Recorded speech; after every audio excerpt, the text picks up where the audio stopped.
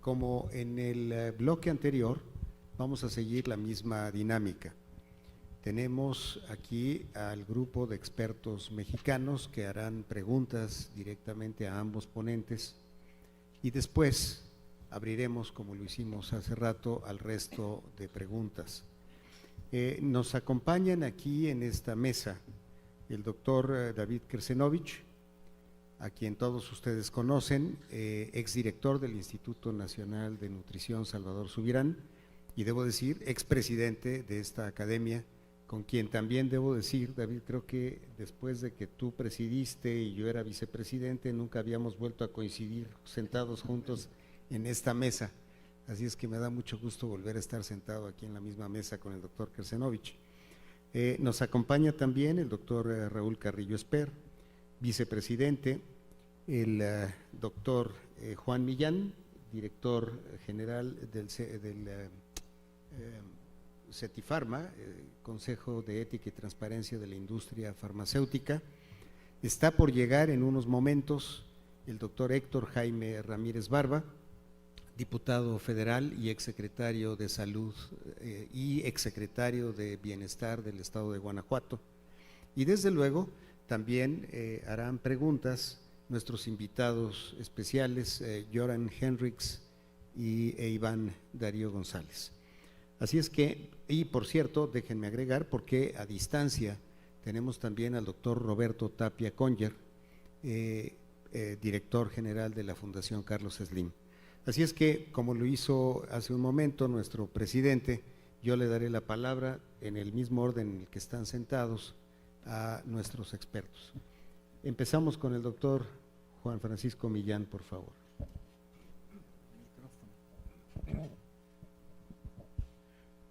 Muchas gracias al doctor Ruelas y al presidente, el doctor Germán Fajardo, por esta invitación y es un honor y es mucho orgullo que me denominen experto. Lo que quisiera yo unir de las dos presentaciones es un tema que en México es fundamental. Ambos países, tanto Inglaterra como Canadá, tienen poblaciones migrantes. Y en México tenemos por lo menos identificadas 67 comunidades indígenas. Estas comunidades tienen sus propias formas de cuidar la salud, de cuidar su salud, y en muchas ocasiones cuesta mucho trabajo que la comunicación con los médicos, la comunicación con las instituciones se pueda facilitar, primero por los problemas de la lengua, de cada cultura, y el segundo es porque suelen ser rechazados en los hospitales a donde se acercan. La pregunta es concretamente, ¿cómo han logrado en el caso de Canadá, como ya lo mostraron en la diapositiva, generar confianza en todos estos grupos humanos para que la medicina moderna, por así decirlo, pueda hacer un clic con la medicina ancestral? Y el otro punto, y con esto concluiría yo un par de preguntas por lo pronto, es el tema de los modelos de educación, los modelos de formación de los profesionales de la salud. Se decía que la medicina que nos tocó a nosotros era fundamentalmente de formar especialistas, y hoy lo que estamos enfrentando no es tanto especialidad. Fue muy atractivo la propuesta de Daniel sobre el tema de la medicina general familiar. Eso que tanto peso tuvo en México en los años 50, fines de los 60, y que requerimos retomar, porque el médico familiar, el médico de cabecera, como se decía, es un médico que inspira mucho confianza, pero también puede promover la participación de las comunidades. Hasta allí dejaría yo mi participación. Muchas gracias, doctor Millán. Para Nigel y Daniel les proponemos escuchar las preguntas de los expertos, de tal manera que ustedes puedan organizar sus respuestas. Vamos a seguir entonces, y dado que acaba de llegar el doctor Héctor Jaime Ramírez Barba, quien estuvo siguiendo las presentaciones a distancia, para que haga sus preguntas, y después continuamos en el mismo orden que íbamos.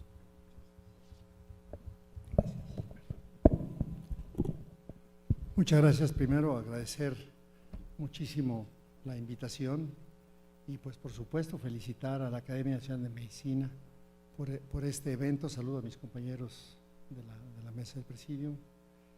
Y yo quisiera preguntar, en ese sistema, ¿cuál es el papel que juega el rol parlamentario cuando hay aspectos de crisis en donde debería de haber aspectos centrales de voluntad política y de recursos? ¿Cuál fue la experiencia vivida en los últimos 4 años y cuál fue el papel que en cualquier sistema democrático marca la división de poderes, y cuál es el papel que en el caso de la salud jugó los parlamentarios en ese país? ¿Es cuánto? Muchas gracias, Héctor. Seguimos con el doctor David Kersenovich. Bueno, yo también, en primer lugar, agradecer a la Academia la oportunidad de escuchar estas pláticas que han resultado muy interesantes. La verdad, 2 pláticas muy concisas y muy ilustrativas. Muchas gracias a los 2 ponentes. Yo quisiera preguntar, siguiendo un poco tu pregunta anterior, ¿cómo le han hecho en los 2 sistemas en lo que tiene que ver en la referencia y contrarreferencia entre los distintos niveles? El de la atención primaria y posteriormente el llegar a centros especializados. ¿Cómo tienen organizado esa comunicación entre la atención primaria y luego la atención más especializada? Y mi segunda pregunta, y eso va en seguimiento a lo que decía el doctor Millán, ¿cuáles son los incentivos que han encontrado más útiles para fomentar que los médicos se dediquen a la medicina familiar en vez de buscar la medicina de alta especialidad? Ese es un punto muy importante para la implementación de un sistema basado en atención primaria. ¿Qué tipo de incentivos han utilizado? Y pegado a eso, ¿cómo hacerle para que la población acepte precisamente la atención primaria antes de ir a la atención a los centros hospitalarios? Muchas gracias, David. Seguimos con Göran.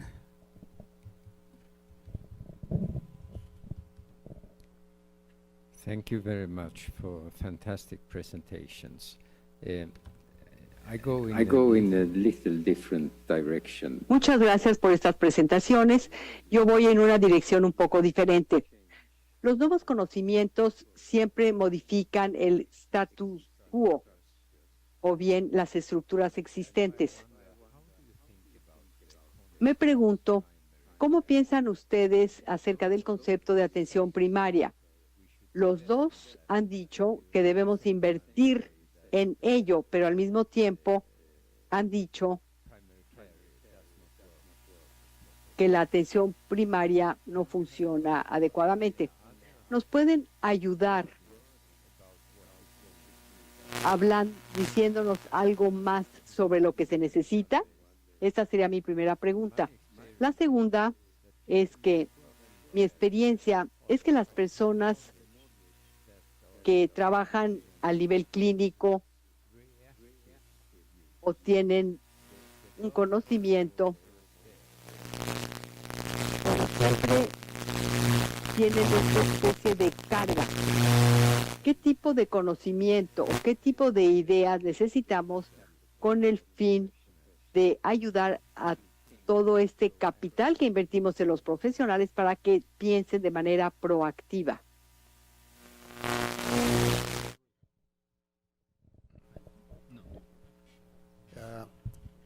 Seguiremos con el doctor Iván Darío. Bueno, entonces con el doctor Raúl. Gracias, Adelante. doctor Ruelas. Buenas tardes a todas y a todos ustedes. Bueno, antes que nada, felicitar al doctor Ruelas y a su excelente grupo de trabajo por este gran esfuerzo que se está concretando en este evento, en este recinto de la Academia Nacional de Medicina. Un gran trabajo que ha realizado, doctor Ruelas. A nuestro presidente, el doctor Fajardo, por su apertura y compromiso con este importante tema de salud que aqueja a nuestro país y que es muy importante emitir una recomendación o propuesta o posicionamiento para que mejore la atención. A los profesores que nos acompañan y a todos ustedes por el esfuerzo que están haciendo al estar aquí con nosotros. Ya que tenemos un poquito de tiempo, les compartiré un mensaje que me llegó ahorita durante el transcurso de esta reunión y que, bueno, refleja lo que está viviendo nuestro país. Me llegó hace un rato. Dice, qué pena escribirle ahorita. Quería saber si puedo pedir su recomendación y favor de ver qué hago. Así dice, ¿no? Es que tengo un familiar que fue diagnosticado con trastornos de la polarización y del ritmo del corazón y se está desmayando continuamente. Pero no tiene ningún tipo de seguro médico, ni dinero, ni IMSS, ni ISSSTE, y no sabemos qué hacer. ¿A dónde lo llevo? Ha visitado 2 hospitales. En el primero le dijeron que era urgente que lo viera un cardiólogo. Y en el segundo, estos hospitales son del sistema de salud, y en el segundo, de que, bueno, tiene que verlo un internista, le dan cita para un mes para que el internista decida quién lo va a atender. Ahorita llegó. Esto refleja lo que estamos viviendo. Y esto lo viven no 1 ni 2 mexicanos, lo viven cientos o miles de mexicanos cotidianamente. Entonces, en este sentido, esta reunión es fundamental y muy importante para el devenir de la salud de nuestro país. Y ya el doctor Ruelas nos hablaba al inicio de este evento de la Triple E y del RIP. Y yo agregaría las DES de nuestro país, que hablan de diferentes circunstancias y escenarios, diferentes políticas, diferentes modelos de salud. Vivimos embebidos en un modelo de salud muy heterogéneo, IMSS, ISSSTE, Secretaría de Salud, sistemas estatales de salud, los sistemas privados también muy diferentes, con pagadores diferentes. Paga el Estado o el pago de bolsillo que se ha ido hacia arriba o los terceros pagadores. También hay diferencia etaria en nuestro país, una diferencia poblacional que el doctor Millán lo decía. Todavía en nuestro país existen un gran número de comunidades indígenas que tienen diferente idiosincrasia, que es la otra D de diferencia. Pensamos y somos diferentes y así la lista puede ser interminable. Entonces, para lograr la Triple E y evitar el RIP, mi pregunta es muy concreta para los profesores que nos acompañan. En un país como el nuestro, tan heterogéneo, tan poco equitativo, tan diferente, ¿cómo sería el camino para lograr este modelo de salud basado en valores y en la persona, al que yo agregaría un modelo homologado, no tan heterogéneo o no heterogéneo, un modelo preventivo y basado en el primer nivel de atención? Los 4 profesores que hablaron el día de hoy tienen diferentes propuestas, pero una que es común es fortalecer el primer nivel de atención, es clave. Y esta frase me encantó: la salud se crea en casa, el hospital es para la reparación. Y aquí en nuestro país yo lo veo, de que es al revés. O sea, utilizamos el hospital y la salud, la comunidad la estamos dejando o ya se quedó a un lado. Esa figura del médico familiar está desapareciendo y todavía, bueno, no logramos cómo aterrizarlo. Entonces, ¿cómo lograr este modelo basado en valores, en la persona, homologado, preventivo, equitativo y democrático en nuestro país que tiene tantas diferencias y sobre todo en un país de 126 millones de habitantes actualmente, y de más de 2 millones de kilómetros cuadrados. Entonces es complejo, pero bueno, con su experiencia y muy puntualmente cómo lo lograríamos. Gracias. Gracias, Raúl. Finalmente, ahora sí, el doctor Iván Darío González, para tanto Daniel como Nigel, decirles que Iván Darío está aquí como ponente, como experto. Él viene de Colombia, fue viceministro de Salud y un tiempo ministro interino de Salud de Colombia. Y por otro lado, para Daniel, que probablemente no conocía a Göran Henriks, decirle que quien habló en inglés pues es nuestro invitado de Suecia. A él sí lo conoce muy bien Nigel, porque pues somos colegas de la HI, así es que ya no lo presento con Nigel. Pero escuchamos a Iván Darío y luego le abrimos el espacio al doctor Roberto Tapia, que está con nosotros a distancia, para que también haga su pregunta. Iván Darío. Muchas gracias. Más que hacer una pregunta, quiero hacer comentarios generales agradeciéndole a Daniel y a Lord Nigel, que siempre nos enseña tanto esto. Yo pensaría que varios de los sistemas del mundo están fallando. Pienso en la democracia. El mundo tiene cerca de 192 países, este año va a haber elecciones en alrededor de 75 de ellos, México incluido. Y yo pregunto, ¿cuántos mandatarios están haciendo campañas, cuántos candidatos para resolver la calidad de vida y los problemas de sus ciudadanos? ¿Y cuántos para satisfacer las redes sociales y lograr partidarios? Y creo que ese sistema democrático que tenemos está fallando, como probablemente está fallando otros temas importantes, como el entendimiento de estas grandes organizaciones multilaterales, que ya no controlan nada, porque hay tantos intereses y tanta complejidad que hace difícil pensar en el modelo. Entonces recojo desde ahí el planteamiento que nos invita a hacer la academia, cómo pensar en el 2043, en un mundo donde tantas cosas están fallando, donde la inteligencia artificial entra con fuerza, donde el cambio climático se hace complejo y donde crecen la pobreza, la inequidad y los conflictos. Y me encantó la frase de Lord Nigel diciendo, estos son sistemas del siglo XX para los problemas del siglo XXI. Es fabulosa. La sensación de un sistema basado en narrativas de promoción y prevención, pero basado totalmente en rutinas de atención posterior a la enfermedad. El enfoque de atención primaria que no ha sido suficiente.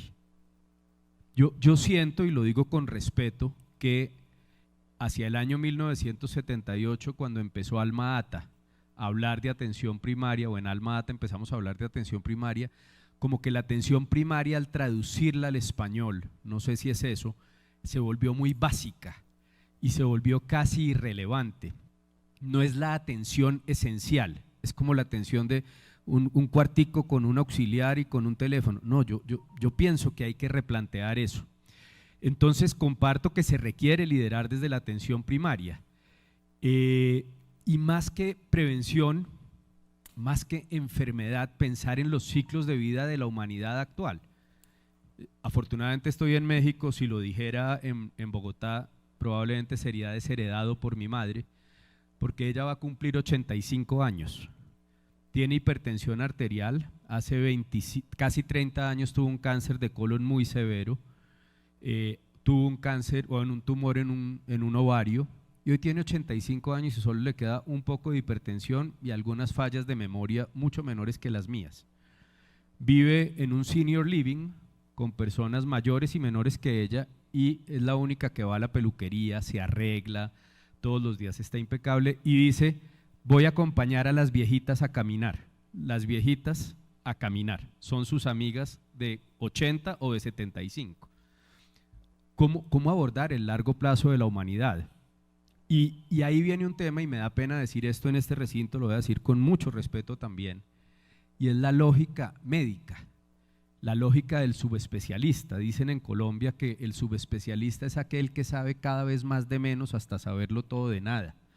Entonces, pues yo llevo a mi mamá al subespecialista de la mano y le mando un medicamento porque ella teje mucho, y entonces como teje mucho, pues le dio una hemorragia de vías. No, lo que había que resolverlo era distinto, pero cada uno va mirando el pedacito del que sabe y olvidamos ver la globalidad de la persona que está detrás. Entonces, pienso que hay que empezar a repensar en esto el énfasis de la investigación. Hoy la investigación está altamente asociada al ingreso de las compañías farmacéuticas. No es malo, simplemente necesitamos ver cómo pensamos en aumentar los niveles de investigación para la salud poblacional y no solo en el desarrollo, por lo que estoy diciendo, porque hemos creado una medicina que se centra en la molécula pero olvida a la persona. Y me parece que es importante recoger la frase que mencionaba el doctor Carrillo, y lo que decía Nigel Crisp: la salud se crea en la casa, se resuelve o se repara en los hospitales. Termino con dos cosas. ¿Cuál es el rol de los políticos en la política pública de salud? Pienso en mi país. En mi país todo está influenciado por la política en Colombia y la política por la politiquería. Solo hay una entidad que ha logrado mantenerse al margen y es la Junta del Banco Central, del Banco de la República. Allá no llega la política. Se sienta el ministro de Hacienda, pero son personas independientes. ¿Cómo pensar en una gobernanza que permita que pensemos en salud con visión de largo plazo? Que sean políticas de Estado y no políticas del gobierno que dura 4 o 6 años y después llega otro y hace política de gobierno. ¿Cómo irnos hacia adelante? Y termino con una recomendación en esta invitación, y es: la visión de 2043 es muy, muy valiosa, pero lo decía muy bien Goran, la transformación de todo lo que hay que cambiar no se va a lograr en 20 años, tienen que ser décadas. Entonces, ¿cómo fraccionar este ejercicio para ir empezando a ampliar y a divulgar? Termino con un cuento alrededor del futuro de la cabina de los aviones. Dicen que al futuro, en la cabina de los aviones habrá un computador, un perro y un piloto. El computador manejará el avión, el piloto alimentará al perro y el perro va a morder al piloto si trata de tocar el computador. Entonces, hacia adelante, ¿cómo nos imaginamos la medicina para que no tengamos que tener ni computadores ni perros, sino personas cuidando personas con toda la inteligencia que podamos y la tecnología? Gracias. Gracias, Iván Darío. Pasamos ahora con el doctor Roberto Tapia. Por favor, Roberto. Bueno, reitero, igual que todos, el agradecimiento a esto y la felicitación a este ejercicio. Voy a hacer dos preguntas apuntadas en comentario. Lo primero que me gustaría resaltar es que tanto en las presentaciones del primer bloque como en este, dos aspectos muy relevantes fueron mencionados, y es la confianza en el sistema de salud y, digamos, los aspectos de orgullo. De sentirse orgullosos y además confiados en un sistema de salud. Yo creo que es muy relevante porque creo que dos valores imprescindibles que debe de tener en la visión, ya sean desde la política, desde la ciencia, desde la academia, el que se puedan, en verdad, trabajar hacia lograr eso en la población, porque para mí son esenciales ante cualquier ejercicio. Esto me lleva entonces a preguntarles, ¿cuáles son los 2 o 3 hechos o circunstancias o acciones que lograron eso? Y la pregunta es, además, complementada en el sentido de esto tiene riesgos de perderse, y si es el caso, ¿por qué? Ese sería mi primer bloque. Y el segundo sí va más a mi terreno del que me he dedicado ya muchos años, que es justamente la importancia de poder hacer todos estos procesos de administrar, de seguir, de medir, pues son con lo que hoy se denominan las plataformas digitales. Incluso el doctor Ruelas me invitó junto con él al grupo pequeño que comentamos sobre el tema. Pero me llamó mucho la atención que justamente aquí se ha mencionado eso, es que están, y se va se ha hecho preciso la importancia de la información para la gobernanza, la importancia de la vinculación a través de las sesiones virtuales para ampliar la cobertura, la información de las plataformas digitales para poder medir, para poder hacer trazabilidad, para poder llegar a la personalización. Entonces, ¿cómo le hicieron para lograr ese posicionamiento y abandonar esos actos burocráticos, arcaicos, que pues yo creo que no son del siglo XX, sino creo que son del siglo XVIII, en el que todo es en papel, y que si no está en papel, la normatividad está violentada y el proveedor de servicios es sancionado, cuando entonces se le da prioridad al papel y no al servicio. Porque está demostrado que el uso de las plataformas digitales, además de todo lo ya comentado, es el beneficio de tener más tiempo en la atención, tanto preventiva como curativa y de generación de más salud. Entonces, ese es mi punto y voy a concluir en el que, ¿cómo le van a hacer o cómo le están pensando hacer o cómo ya le están haciendo para asimilar esto que ya está aquí, que es toda esta nueva capacidad analítica de la inteligencia artificial en salud? ¿Y cómo le van a hacer para controlarla? Entonces, por ahí van mis comentarios, preguntas. Muchas gracias. Muchas gracias, Roberto. Si me permiten, yo quisiera hacer una pregunta a cada uno de nuestros ponentes y después ya darles la palabra a cada uno de ustedes.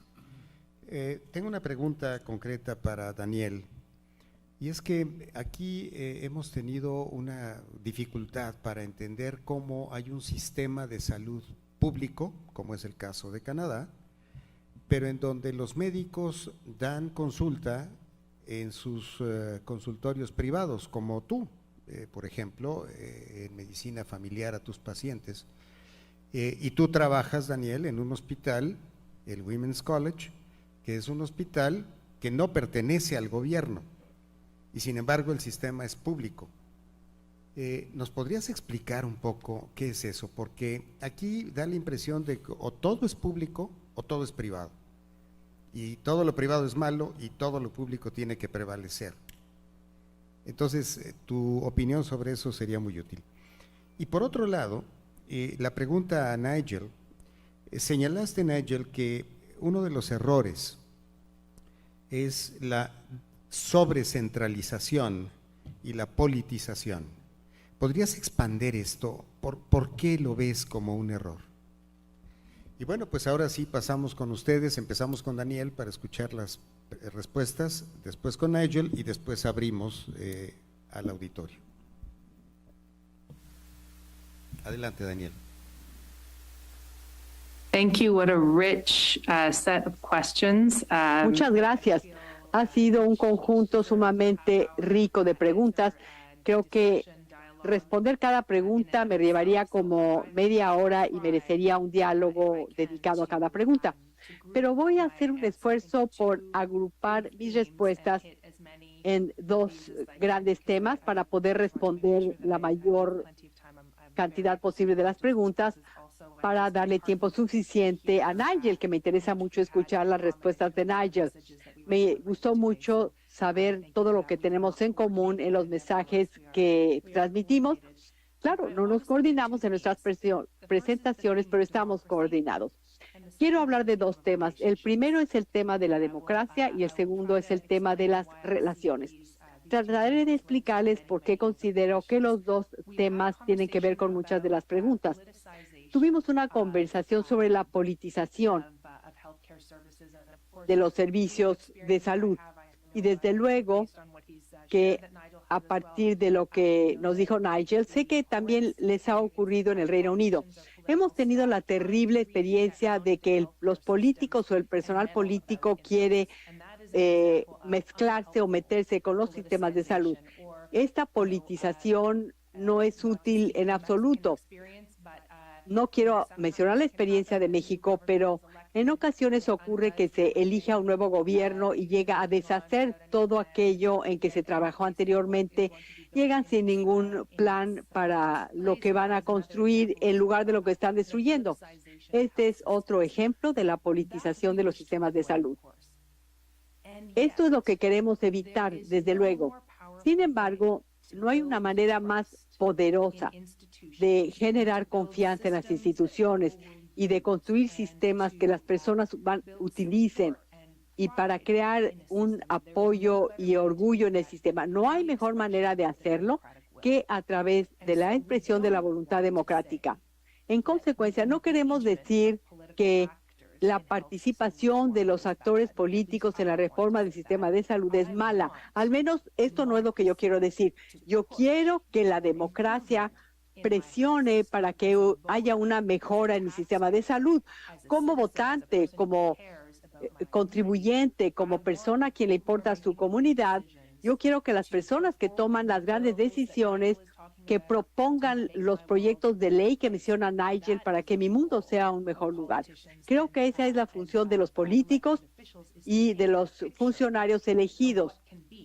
Pintar el cuadro de lo que es posible para todos nosotros y después dejar que los burócratas como nosotros decidan cuáles son los detalles de cómo debe ser eso, hacer nuestro trabajo y que los clínicos definan cómo va a ser la atención que van a proporcionar y que las comunidades les digan cómo va a ser esto dentro de su propio ambiente. Entonces, para el colega que preguntó acerca del papel del Parlamento durante COVID-19, en nuestro ambiente hicimos muchas cosas bien y muchas mal, pero lo que fue interesante fue observar la división del trabajo que surgió cuando quedó claro que había muchas cosas que podían hacerse mejor de manera colectiva.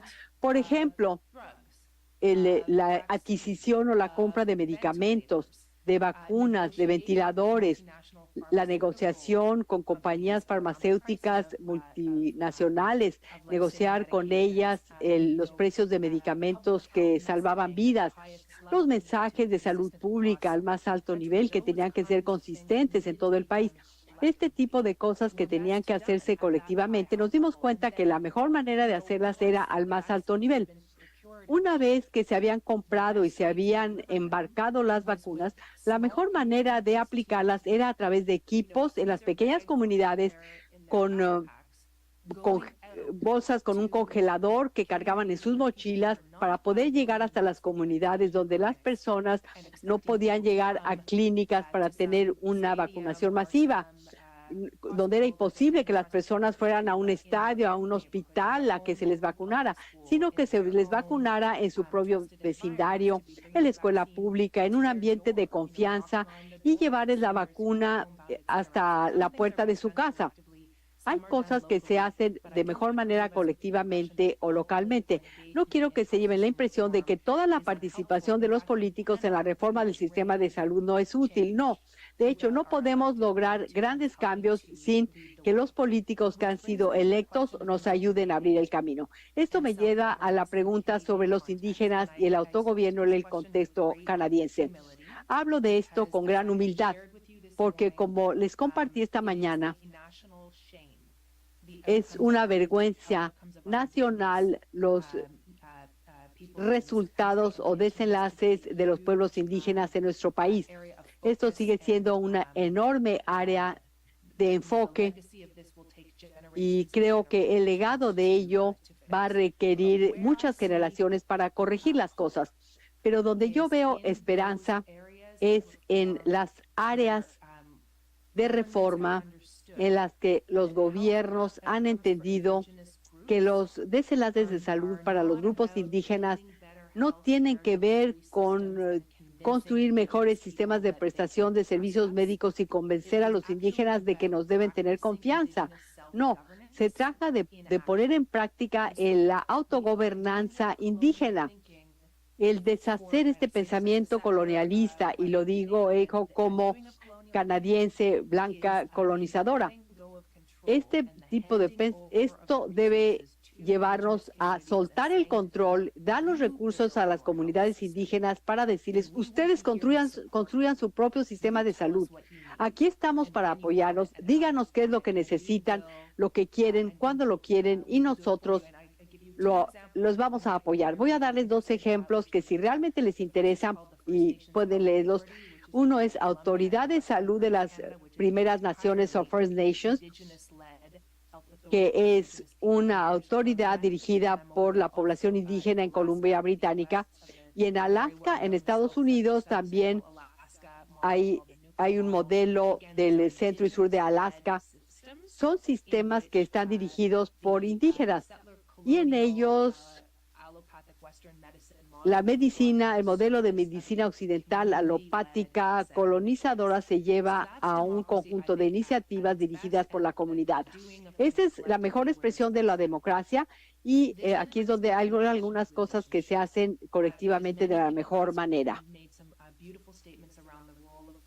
Esto me lleva al punto de las relaciones, porque muchos mencionaron puntos sobre atención primaria, sobre cómo convencemos a las personas de que deben practicar en atención médica primaria, de que nuestros sistemas educativos deben apoyar esto, la medicina familiar o la medicina general, y cómo convencemos al público de utilizar estos servicios y del el control de entradas como sea adecuado y como sea apropiado. Y lo que quiero hacer aquí es compartirles una historia de mi propia experiencia, porque hace muchos años escribí un libro sobre cómo mejorar la salud pública en Canadá, y este libro tuvo una serie de recomendaciones o ideas distintas al respecto de cómo mejorar la atención a la salud canadiense. Muchas eran ideas muy concretas sobre cómo expandir nuestro sistema público para incluir la receta de medicamentos o la reducción de pobreza, este tipo de elementos.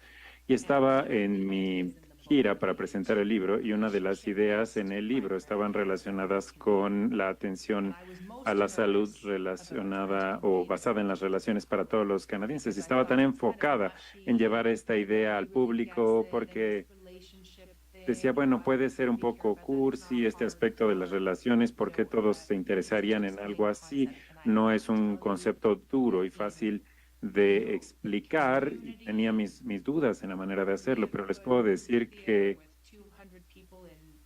un cine, un auditorio de cine de 200 personas en Saskatoon y en la biblioteca pública de Nueva Escocia y en la iglesia en Kingston, en el auditorio de la iglesia de Kingston, esta fue la idea que capturó los corazones de las personas, porque la idea de tener una relación de por vida con un doctor o una enfermera, un enfermero al que le preocupamos nosotros, no nuestro dedo o nuestro codo o nuestra diabetes o nuestro corazón, sino nosotros como personas, y que nos van a seguir por toda la vida y que van a estar ahí para nosotros en los momentos difíciles y los mejores momentos de la vida, nos activa, nos emociona. Y esta es la historia que queremos que nuestros políticos cuenten.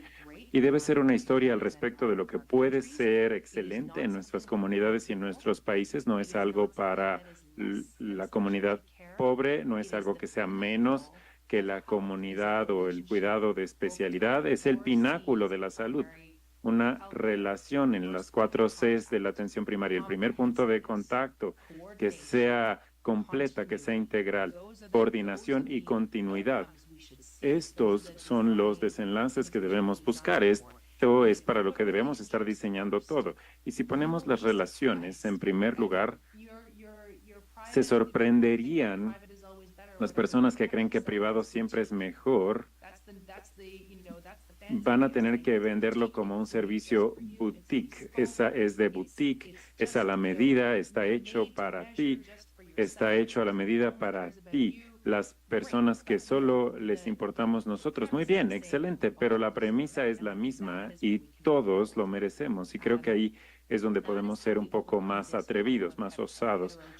Ahí es donde llegamos a este problema de la heterogeneidad que fue mencionado por uno de nuestros colegas. El asunto o el punto que debe ser congruente es la historia que contamos, la narrativa de lo que queremos lograr. Y hay una historia muy convincente que se puede contar en atención primaria. No debes preocuparte, a la gente le va a encantar. Solo tienes que contárselos. No es como el colega dijo, es en una sala pequeña con solo un teléfono y una secretaria. No, es lo más importante, lo mayor, y es el lugar en donde está el corazón de nuestros sistemas de salud. Y todo lo digital, todo lo que tiene que ver con inteligencia artificial y todo lo que está relacionado con especialidad, con las referencias y con la atención de especialidad está al servicio o llega a estar al servicio de esto. Entonces, les puedo decir que el error que hemos cometido en Canadá es tomar un método completamente desorganizado de referir a las personas a los especialistas y digitalizarlo. Sigue siendo un desastre, sigue siendo un desorden, pero ahora es un desorden digital. Lo que queremos y lo que yo promuevo y lo que espero que pueda lograr en la vida que tengo es poner la relación con el médico familiar al centro, los especialistas orbitando en torno a esta relación y la tecnología al servicio de esto. Cuando llega un paciente conmigo, quiere ver un cardiólogo, no hay problema, yo pongo la dirección de mi paciente y la computadora debe darme la siguiente cita disponible con un cardiólogo que esté dentro de 10 kilómetros de la dirección de mi paciente que pueda atender el problema de electrofisiología que tienen. Y esto debe ser automático. Este es el tipo de cosas que las computadoras pueden hacer. Y la inteligencia artificial pudiera llevarme a medio camino del diagnóstico, pero es la tecnología al servicio de esta relación. Y voy a terminar haciendo la pregunta muy específica, respondiendo a la pregunta muy específica que me hicieron. ¿Cómo se hace el financiamiento público-privado? Y esta es la característica que define al sistema de salud canadiense, que lo hace único y distinto de otros sistemas. Somos un sistema con financiamiento público en el que la mayoría de la entrega de la atención se hace de manera privada. Cuando digo privado, no me refiero a grandes organizaciones lucrativas, sino la mayoría de los hospitales y clínicas mandan sus cuentas al sistema de seguro de salud del gobierno. Este fue el acuerdo que se hizo cuando se diseñó el sistema. Tal vez no es la manera en la que lo haríamos si lo hiciéramos hoy, pero así se hizo en 1950, 1960, cuando Medicare en Canadá estaba siendo diseñado. Este sistema administrado de forma privada, entregado de forma privada con financiamiento público, fue la elección que ha definido todo lo que ha ocurrido en nuestro sistema a partir de este momento. A nivel funcional, lo que esto quiere decir es que los médicos familiares rentan su propio consultorio, contratan a su propia secretaria, nadie le dice cuántas horas trabajar ni qué hacer. Pero la cuenta se la envían al gobierno, nunca se la envían al paciente. Esa es la elección que tuvimos y que tomamos. Antes de pasarle el micrófono a Nigel, me siento inclinada a decir algo más sobre el entrenamiento porque soy educadora y opero un gran departamento que trata esta cuestión. En Ontario, en donde trabajaba, en las posiciones de residencia para entrenamiento de los doctores tienen un financiamiento central del gobierno y 60% de ellas deben estar en medicina familiar. Este es el tipo de cosas que solamente una firma, una decisión en la que se incluye esto directamente podría lograr esto. No queremos que 60% de ellos se vuelvan especialistas. Queremos que al menos 60% de los que se forman en la escuela de medicina vayan a la práctica de la medicina general.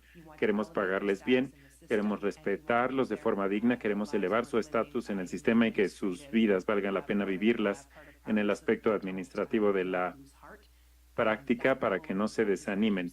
Ese nivel de respeto es lo que los mantienen en su práctica. Vamos contigo, Nigel. Muy bien. Gracias. Ya desarrollaste varias cosas, aunque hay un par de cosas que me gustaría decir de forma distinta a lo que presentaste, que me parece que es bueno para la discusión, ¿no es así? Déjenme señalar la política en primer lugar. Lo que dijo Daniel de la importancia de la política es absolutamente esencial. NHS no se hubiera fundado sin una voluntad política activa e impulsada por los doctores, para dejarlo claro. Los doctores estaban interesados. No necesariamente lo querían tanto porque todos eran privados, no querían trabajar para el gobierno, querían ser independientes. Y el hombre hubo un hombre que lo dijo mejor, les llenaron las bocas de oro, es decir, casi casi los compraron dentro de este contexto. Pero estoy de acuerdo con el tema de los políticos. Soy miembro independiente de la Casa de Lores, del Congreso de Lores, es decir, soy actor independiente. Los veo en la práctica y creo que hay 3 áreas. Tiene que ver con la pregunta de Enrique, me parece, de por qué creo que la politización era un problema. No en la política a la que nos referimos aquí, que son los grandes diseños, que creo que es el lenguaje que usaste, Daniel, en donde debe estar, y el compromiso con la salud debe venir de la política. La salud, a fin de cuentas, es política. Como sociedad, ¿nos vamos a encargar de nuestra gente o no? Esta es una decisión política. Estamos totalmente de acuerdo en esto, pero hay 3 áreas en las que me enfoco. Otro aspecto que los políticos pueden hacer y que es muy importante es que también pueden defender a los individuos, practicar la incidencia por los individuos, porque pueden tomar casos difíciles de individuos y llevarlos a las autoridades. Tenemos una relación en nuestro país y me parece que no es exactamente igual en México, en donde nuestros médicos generales tienen una asignación geográfica y una representación geográfica, y ellos pueden llevar los problemas que representan de esa área con una voz a las instituciones. Y es importante que la gente que no tiene voz tenga un político de su lado. Pero otro aspecto es que pueden alcanzar aspectos operativos y pueden llegar a afectarlos o a estar inmiscuidos en ellos, lo que dijo Daniel, que era muy mala idea. Y también hay algunas políticas de muy corto plazo en términos de sus beneficios, porque los políticos trabajan en un ciclo político en donde en realidad para trabajar en la salud se tiene que trabajar en plazos de 5, pero tal vez más probablemente de 10 años en todo lo que hacemos, pensando en el tiempo que toma entrenar a las personas y desarrollar nuevos servicios, etcétera. Tenemos que pensar en esto todo el tiempo. Y dijimos con mucha frecuencia en mi periodo que los políticos llegaban con políticas muy mal planeadas y muy mal pensadas que querían implementar. Y tuvimos que reorganizar mucho de esto en el tiempo que yo era ejecutivo. Y muchas veces los políticos buscan empujar este tipo de ideas en las operaciones y tenemos que alejarlos de esto. Y hay una tendencia que no es de sorprender, en la que los políticos pueden no saber tanto sobre salud como quisiéramos que supieran, y podríamos reírnos un poco de esto, pero estoy consciente de que hay intérpretes y pueden pensar que la salud solo se refiere a hospitales y que pueden comportarse en torno a los diarios y nada más enfocarse en los titulares de prensa con respecto a la salud. Y en el ejemplo de NHS como un gran logro político,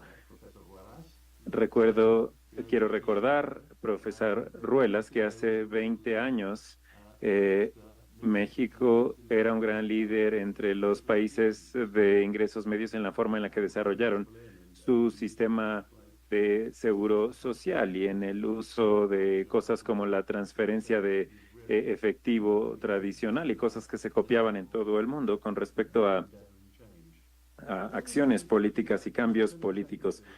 Y déjenme ahora pasar en segundo lugar a decir que no tenemos los mismos asuntos que tienen en ninguno de sus países en términos de las poblaciones indígenas con distintas perspectivas, o al menos si las hay, pero son migrantes o personas que vienen de fuera con otras perspectivas, así que diríamos que no es el mismo nivel que tienen en sus países. Y cuando mencionabas esto, Daniel, podrías haber mencionado el Percenta de Toronto, que parece ser un excelente, el Centro de Salud de Toronto, que parece ser un excelente ejemplo de lo que estabas diciendo, que no es solo para poblaciones indígenas, sino que las personas de un área necesitan que las cosas sean hechas de una forma distinta, pues lo necesitan. Y esa es la belleza del modelo de atención primaria. Ahora déjenme entrar al modelo de atención comunitaria. Aquí hay muchas preguntas. Una es cómo trabajó la relación. La primera pregunta fue sobre los referidos de comunidad a primario, secundario y de secundario a primario y comunitario. Bueno, en la forma en la que fluye el dinero en nuestro sistema, hay personas que contratan los servicios, que los ordenan y los describen son los sistemas de atención primaria. De hecho, nuestro dinero fluye de atención primaria a secundaria. Entonces hay una palanca muy fuerte y la usábamos en mi tiempo a principios del siglo para que los clínicos de especialidad pusieran atención a los médicos generales, porque una de las grandes diapositivas de Daniel fue la que mostraba 100 operaciones a 106,000 en atención primaria, de especialidad de atención primaria, y una proporción enorme de diferencia. Lo importante aquí es tratar de cambiar el equilibrio de poder entre atención primaria y atención secundaria. Por eso hacemos que el dinero fluya a través de atención primaria. Ha cambiado un poco a partir de ese momento, pero sigue siendo esto en principio. Los que dicen qué servicios se necesitan en un área son los de salud pública de atención primaria. Y los hospitales en general, no del todo, pero en general tienen que responder a lo que el personal de atención primaria y de salud pública les dice. Así que creo que vale la pena simplemente pensar en esto. Es un gran cambio en este sentido, pero déjenme señalar y enfocarme, antes de seguir con atención primaria, señalar esta pregunta de la confianza y el orgullo en nuestro sistema de salud. Y creo que hubo 3 cosas que construyen esta confianza en nuestro sistema de salud pública. La primera de estas es que al principio el hombre que fue ministro de Salud en aquel momento, cuando fue creado, utilizaba una expresión impresionante que era en lugar del miedo. El sistema de salud está en lugar del miedo. Hasta el momento en que tuvimos el sistema de salud, la gente tenía miedo de que si tenía una enfermedad podría ser una catástrofe para su familia, aunque no lo fuera en términos médicos. Y sabemos que en el país que está entre México y Canadá, 2/3 de las bancarrotas son causados por costos médicos y gastos médicos. Busqué este dato el otro día por otros motivos. Pero esto era importante para nosotros. Fue un gran paso para la gente de esta generación que hubiera esto en lugar del miedo. Y el segundo aspecto también es algo que Daniel mencionó, que es la relación. Si mi relación con NHS existe a través de una relación personal en lugar de una transacción con un clínico, entonces voy a tener una mayor propensión a confiar en ellos. Voy a estar inclinado a confiar en ellos y tendemos a movernos del sentido transaccional de nuestro sistema a un sentido relacional en nuestro sistema, lo cual es particularmente importante al tener más condiciones de largo plazo, distintas de las condiciones agudas, condiciones que te van a hacer regresar durante tu vida en términos crónicos, en atención primaria o secundaria, con aspectos relacionales. Y creo que hay muchos asuntos importantes en torno a esto. El orgullo se conectó con esto de tener un sistema en lugar del miedo y en esta relación, porque la confianza, a fin de cuentas, es depositada en un individuo. Confiamos en individuos. Y creo que hay mucho en torno a esta área de las relaciones. Sin embargo, en la atención primaria, creo que la atención primaria en nuestro país, no me atrevería a comentar de Canadá, necesita cambios enormes. Necesita cambiar su modelo. El área de enfermería es mucho mayor que el de los practicantes. Por ejemplo, tenemos más de 30 años en nuestro país de enfermeras que están aumentando sus habilidades. Ya no es un experimento. Vemos practicantes de enfermería de primera clase, de primera calidad en su entrenamiento, que hacen mucho trabajo en la comunidad. Entonces, creo que tiene que ver mucho con el desarrollo del personal también. Y siempre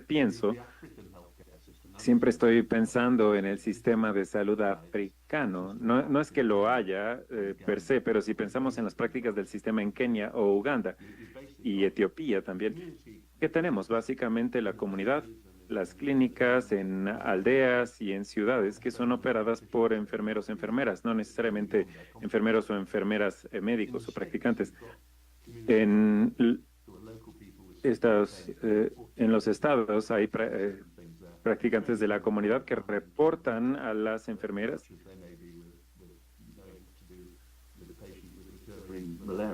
y que pueden tener que enfrentar dificultades como falta de agua, por ejemplo, antes que cómo atender al paciente con malaria, y tienen esta conexión con los hospitales para la atención de los pacientes. Tenemos este tipo de sistema y creo que en el Reino Unido estamos pasando a un sistema en el que tenemos menos doctores en atención primaria, seguimos necesitándolos, no digo que no tengamos doctores para atención primaria, no es hacia allá que nos lleva este camino, pero tener más enfermeros, enfermeras en atención primaria y trabajadores comunitarios. Y lo que es muy importante en términos de los médicos generales con los que pasamos tiempo, porque me interesa mucho esto, es que están desarrollando al trabajo de la medicina general con algo más conectado con la comunidad, no solo con los individuos. Hay un estudio en Surrey en donde ven cómo pueden conectarse con las distintas actividades de la comunidad que pueden estar relacionadas con la salud. Pueden ser grupos de jardinería o grupos de coros, de canto, en algunos que me describieron, porque están trabajando en un modelo en donde la salud de los individuos está intrínsecamente relacionada con la salud de la comunidad. Y esto también está intrínsecamente conectado con la sociedad en general y cómo la gente es tratada en la sociedad en general y las inequidades, que también está intrínsecamente relacionado con la salud del planeta. Y yo veo una serie de doctores jóvenes que ya tienen este tipo de perspectiva como algo muy importante y por lo tanto están desarrollando este tipo de práctica en atención primaria, eligen la comunidad y no solo están tratando al paciente individual frente a ellos. Y si tuviera que pensar en los próximos 10 años en Inglaterra, creo que vamos a ver bastante de esto. Y en algunos casos empezamos a llegar ahí. Creo que es un momento emocionante y una situación emocionante en la que las personas pueden trabajar. Y si yo invirtiera en atención primaria, yo invertiría en las personas porque necesitamos a las personas. Un buen amigo nos habla de que la salud es un deporte de contacto. No es ni siquiera con máquinas, es persona a persona. Este tipo de relaciones, este tipo de actividades que se desarrollan en torno a la salud. Yo invertiría en las personas y en una variedad de personas, pero invertiría en un modelo distinto de atención primaria, que no es nuestro maravilloso modelo de atención primaria de los 50s y 60s, que como los antiguos doctores decían, conocían a los pacientes por dentro y por fuera, eran pilares en la comunidad local, todos los conocían. Eso ya no va a funcionar en nuestra sociedad en general.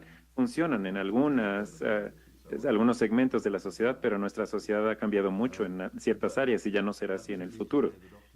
Esto no quiere decir que los doctores no deban enfocarse realmente en lo que ocurre en su comunidad y vincularse y conectarse con otros profesionales, pero creo que veo una mayor oportunidad para enfermeros y enfermeras en todo esto. Con esto creo que solo señalaría un último punto. Alguien señaló cómo sería la operación más digital que en papel. Es muy importante, pero como todo lo importante, como dijo Daniel, cuando empiezas a trabajar en digital, tienes que cambiar tus sistemas, porque una de nuestras áreas para la atención médica digna es que a veces hay diferentes nombres en cada paciente. Tenemos la evaluación, por ejemplo, del farmacéutico, de la enfermera, de los médicos, y no necesariamente están todos en el mismo lugar. E incluso si están en el mismo lugar, con el mismo nombre, los profesionales no van a leer necesariamente todos los demás. Pero bueno, esta es otra historia. Creo que son varias cosas y creo que la atención primaria es el segmento más dinámico en el cual podríamos estar en términos de cambio de los próximos 10, 15 años. Espero que lo sea. Pero no digo que no vaya a haber los mayores desarrollos tecnológicos increíbles en tecnología y en tratamientos, por ejemplo, para cáncer. Creo que son dos aspectos y dos lados de la misma moneda. El desarrollo tecnológico, el desarrollo de la ciencia y por el otro lado el desarrollo comunitario y la atención primaria que va creciendo.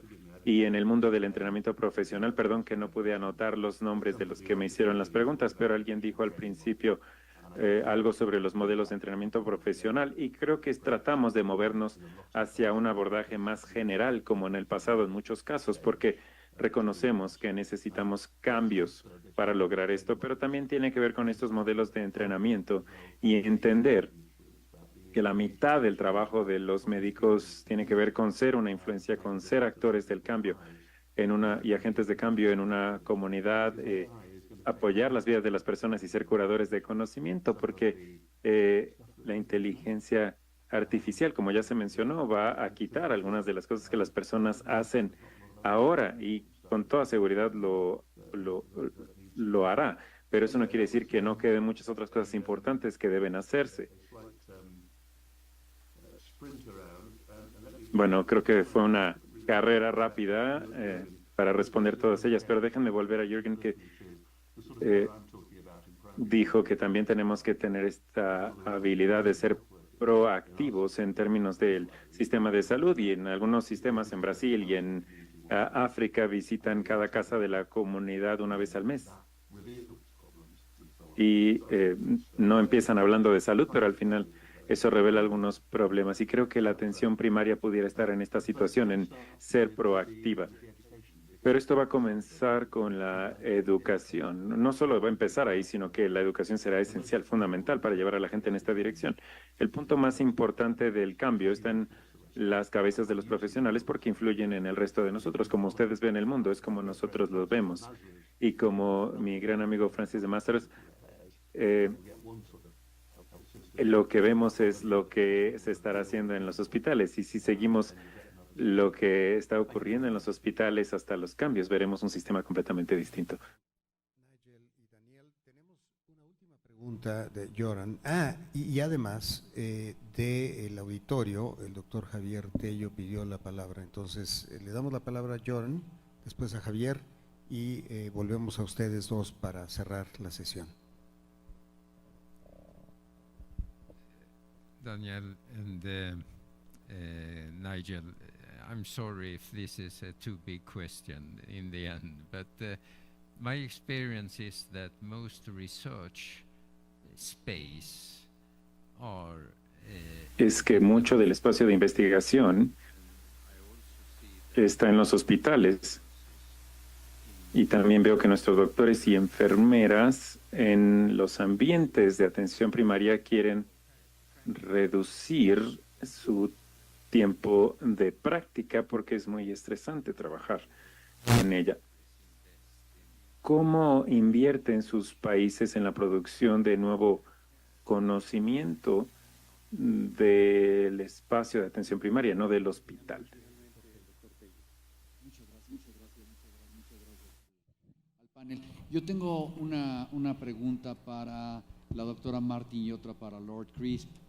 A la doctora Martin, y colgándome un poco del doctor David Kersenovich, que preguntaba cómo podemos mantener a los médicos más centrados en la medicina de primer contacto, la medicina familiar. Yo le quería preguntar exactamente cómo logran el balance, la satisfacción profesional con lo que se recibe. Hemos aprendido ahora de un tabulador seguramente gubernamental en la medicina privada versus la carga de trabajo que se tiene. Y para Lord Crisp, una pregunta muy puntual. Si nos puede explicar brevemente cómo funciona el modelo de negocio que ellos tienen creado, que es muy sólido en el National Health Service y el Department of Health and Social Care en relación con sus proveedores, y que han hecho de esto un modelo de ganar tanto para los proveedores, la iniciativa privada que les da insumos y medicamentos, como para que los pacientes tengan un beneficio de ello. Daniel, ¿quieres empezar? I'll begin by saying Muchas gracias. Iniciaré diciendo que la producción de conocimientos en la atención primaria y en el universo de la investigación, esperamos que muy pronto entrar a una generación en la que, como ahí se proporciona la mayor parte de los cuidados, y a pesar de ello hemos estado ciegos a todo este segmento completo del universo durante tanto tiempo en la investigación y desarrollo, creo que vamos a ver una intensificación de la actividad alrededor de todas las formas diferentes de investigación. Pero una de las maneras en que podemos iniciar, regresando al colega que hablaba de sistemas de datos, inteligencia artificial, digitalización, etcétera, creo que allí hay todo un universo de investigadores que, bueno, hay versiones de la investigación comunitaria participativa, pero también datos, investigación de Big Data, utilizando datos de expedientes médicos electrónicos de atención primaria.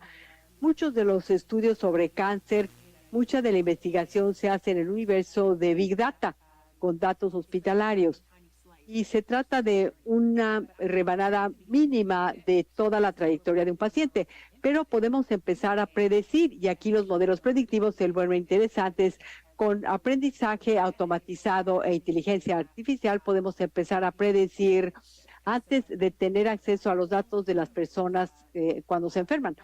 Tenemos todo un universo de prevención, de detección temprana, de mejor manejo de enfermedades crónicas para que las personas no tengan complicaciones catastróficas. Esto inicia con nuestra capacidad para recolectar, para analizar y utilizar responsablemente los datos de las personas en el contexto de atención primaria o de atención domiciliaria.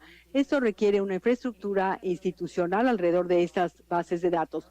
En Canadá cometimos un terrible error de permitir que los proveedores de los expedientes electrónicos fueran compañías privadas y no negociamos el contrato adecuado con ellos desde el principio, de manera que se entendió que estos datos eran un bien público.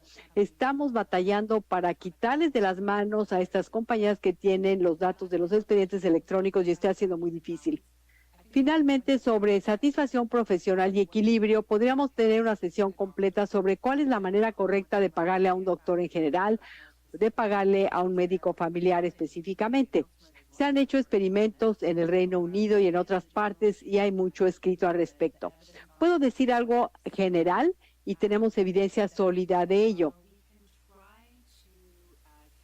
Aunque podemos intentar calibrar los incentivos en los márgenes, hay que tener cuidado de quien intente venderles a ustedes un modelo perfecto de pago de los médicos. Hay que pagarles a los médicos bien, nada más, y darles algún tipo de autonomía profesional, darles respeto, permitirles que dominen su oficio y que se sientan orgullosos del trabajo que realizan.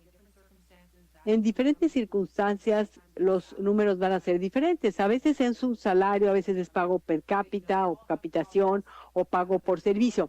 Todos los modelos tienen problemas, pero el resultado neto es que cuando tratamos de trabajo del conocimiento, hay que pagar a las personas lo suficiente como que el dinero se salga de la mesa como el principal incentivo para tomas de decisiones, pero que vean otros beneficios como autonomía, dominio del oficio, cosas que no se pueden comprar con el dinero.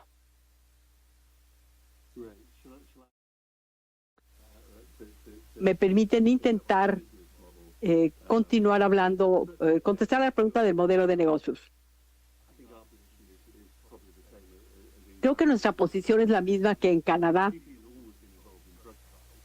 Siempre los médicos generales siempre han participado en estudios sobre fármacos porque son los que prescriben.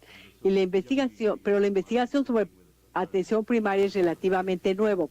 Los médicos jóvenes tienen un programa de investigación muy interesante, nuevo, tratando de determinar el impacto de lo que están haciendo, pero todo el dinero está ciertamente en otras áreas, pero tenemos que inclinarnos más por la investigación. Pero más bien tenemos que movernos más hacia la gente. En la investigación de ciencias médicas y biomédicas, gran parte de ello tiene que ver con personas, pero 60 o 70% del presupuesto no se dedica a ello, se dedica a otras cosas. El modelo de negocios por el que me preguntaron es bastante complicado, pero déjenme tratar de explicárselos de manera sencilla. El gobierno está de acuerdo en que el gobierno del NHS se puede ajustar. Y el departamento decide para qué se va a utilizar ese presupuesto. En términos generales, ¿qué tipo de desenlaces generales están buscando? No con detalle. hay un presupuesto, ahí está el dinero y después hay un conjunto de objetivos. Oficialmente se trata de que sean objetivos como de desenlaces, pero son objetivos preestablecidos. Por ejemplo, reducir tiempos de espera y para ver si la intervención determinada fue exitosa para lograrlo o no. Ese dinero se le da al director del Sistema Nacional de Salud. Es el sistema de salud más grande del mundo, con 1.4 millones de empleados, una de las organizaciones más grandes de cualquier tipo en el mundo. El NHS, Sistema Nacional de Salud, tiene grupos locales como comisiones. Varían, pero creo, y claro que esto cambia con el tiempo, pero creo que cubren una población de 150,000 cada uno en promedio. Este grupo, como mencioné previamente, incluye representación de atención primaria, salud pública y también representación del gobierno. Ellos utilizan ese dinero de acuerdo con las prioridades nacionales y locales en un área, por ejemplo, donde hay que enfocarse más en la diabetes o en cardiopatías, etcétera. Allí lo hacen de acuerdo con estas prioridades. Y después asignan el dinero y se paga a los proveedores que incluyen a los médicos generales o los médicos de atención de primer contacto. Los principales hospitales, bueno, el 5% del trabajo hospitalario lo hacen organizaciones privadas en el Reino Unido, algo más aproximado. La mayoría de ellos son propiedad de la corona, son semiautónomos, son organizaciones públicas semiautónomas con su propio consejo, su propia responsabilidad y varios requisitos para lograr un equilibrio financiero y prestar servicios con regulaciones. Más bien, en ocasiones puede haber cambios en los equipos, pueden estar enfrentando algún problema, pero este sería el modelo de negocios básicos. Esto es, quiero decir, qué es lo que están dando por el dinero que se está pagando. Claro, es mucho más complicado que ello porque hay dinero que se destina a investigación, a especialidades, a trasplantes, y el trasplante se maneja más bien a nivel nacional, junto con otras áreas u otros servicios. Pero este sería el modelo de negocios básico. Es interesante porque atribuye mucha autoridad a la atención primaria y a las personas de salud pública a nivel local. Se les da mucha autonomía sobre cómo deben hacer ellos las cosas.